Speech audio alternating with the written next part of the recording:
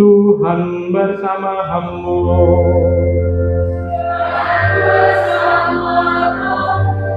Inilah Injil suci menurut Santo Yohanes.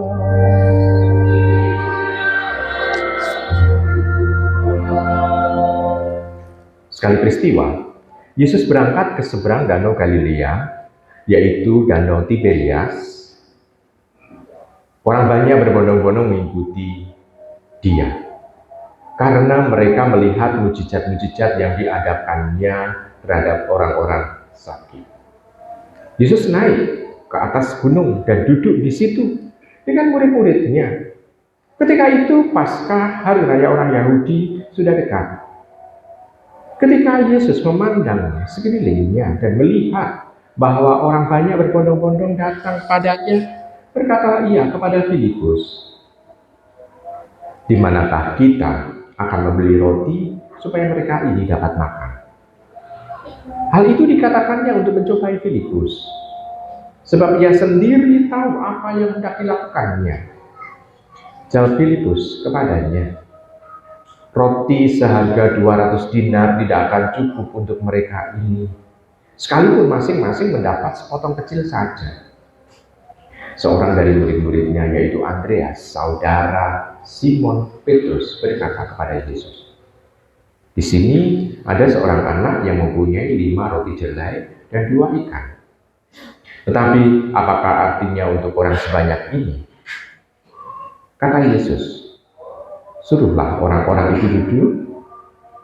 Adapun di tempat itu banyak rumput, lalu duduklah orang-orang itu, kira-kira 5.000 laki-laki banyaknya. Sesudah itu Yesus mengambil roti itu, mengucap syukur dan membagi-bagikannya kepada mereka yang duduk di situ. Demikian juga dilakukannya dengan ikan-ikan itu, sebanyak yang mereka kehendaki. Setelah mereka kenyang, Yesus berkata kepada murid-muridnya, "Kumpulkanlah potongan-potongan yang lebih, supaya tidak ada yang terbuang." Mereka pun mengumpulkannya dan mengisi 12 bakul penuh dengan potongan-potongan dari 5 roti jelai yang lebih setelah orang makan. Ketika orang-orang itu melihat tanda mujizat yang telah dilakukan Yesus, mereka berkata, "Dia ini adalah benar-benar nabi yang akan datang ke dalam dunia." Karena Yesus tahu bahwa mereka akan datang dan membawa mereka dengan paksa untuk dijadikannya raja, ia menyingkir lagi ke gunung seorang diri. Demikianlah sabda Tuhan.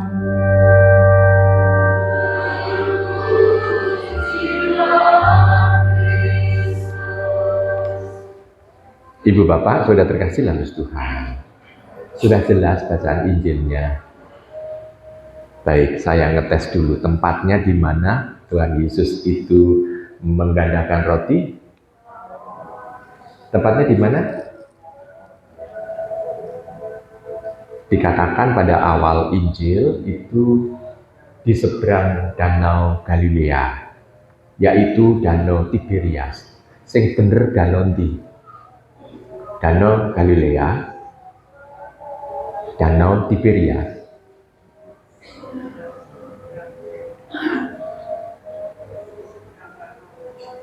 Dua-duanya benar, karena satu danau itu punya 3 nama, yaitu Danau Galilea, seringkali disebut Danau Galilea, atau Danau Tiberias, atau juga Danau Kineret. Jadi ada banyak nama, tetapi tempatnya ya satu danau itu, danau yang besar itu. Baik, Ibu Bapak terkasih dalam Tuhan, saya hanya mau ngetes saja, mendengarkan atau enggak gitu ya. Tetapi yang penting bagi diri kita adalah sikap Tuhan. Kenapa Tuhan menggandakan roti? Apakah Tuhan itu melihat ada orang yang kelaparan di sana? Orang minta-minta sampai mengatakan, "Aku lapar Tuhan, aku minta makan." Apakah Tuhan menemui orang itu? Seperti itu? Enggak. Tapi Tuhan melihat kesungguhan dari kelompok besar itu yang jumlahnya 5.000 orang laki-laki. Belum yang dihitung laki-lakinya 5.000, belum lagi perempuan dan anak-anak. Karena ikan dan roti itu diambil dari anak-anak, bukan dari orang laki-laki yang 5.000 itu jumlahnya. Nah, berarti jumlahnya kawanan besar. Nah, Tuhan menggandakan roti ini karena melihat kelompok besar ini itu setia mendengarkan firman-Nya. Dia sungguh sangat setia untuk menunggui apa yang disampaikan oleh Tuhan. Walaupun daya tangkap mereka masing-masing itu tujuannya pun juga macam-macam. Daya tangkapnya itu misalnya hanya menangkap mungkin 25%, mungkin 10%, mungkin berapa persen.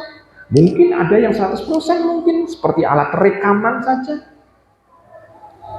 Dan juga tujuannya macam-macam.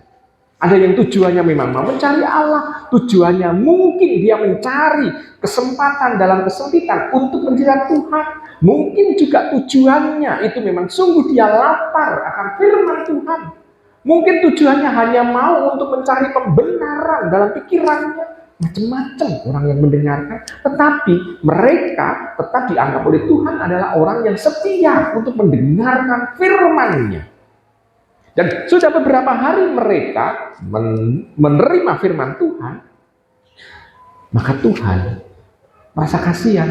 Mereka kan nggak ada kesempatan untuk mencari keluar ke tempat untuk mencari makan. Maka Tuhan memberikan ekstra. Setelah mereka dipuaskan dengan firman-Nya, mereka juga dipuaskan dengan jasmaninya. Jadi kita bisa melihat firman Tuhan di nas yang lain yang mengatakan bahwa carilah kerajaan Allah itu terlebih dahulu, nanti akan ditambahkan kemudian yang lain.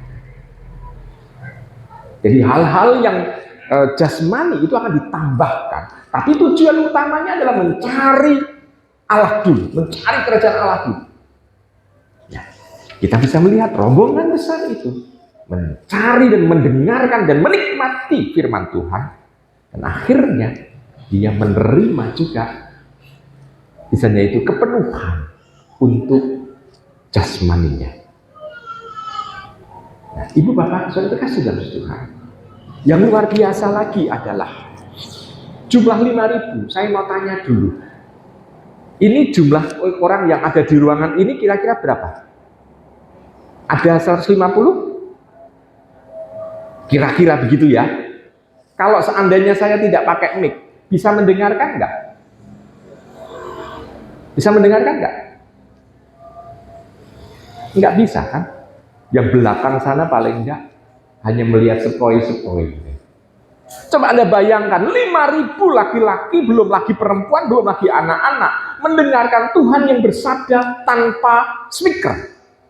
Gimana caranya mereka bisa mendengarkan? Ibu Bapak, Saudara kasih dalam Tuhan, pernah berpikir gitu enggak? Tuhan berbicara di depan 5.000 orang. Tetapi orang speaker, tidak ada mic, tidak ada pengeras suara. Caranya itu. Nah, Ibu Bapak, Saudara kasih dalam Tuhan,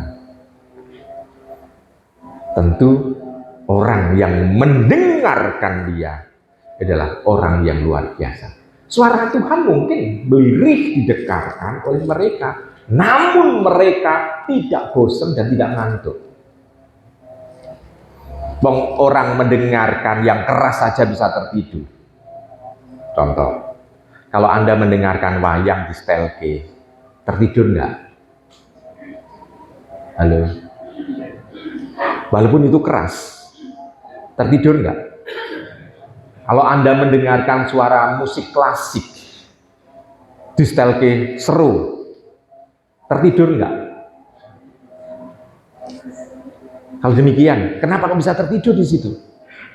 Padahal suaranya keras. Sedangkan rombongan itu, walaupun mungkin suara lirih dari Tuhan, dia tetap bertahan, enggak pulang. Kenapa? Karena fokus pikiran, fokus kehadiran dia memang mau melulu mendengarkan firman Tuhan.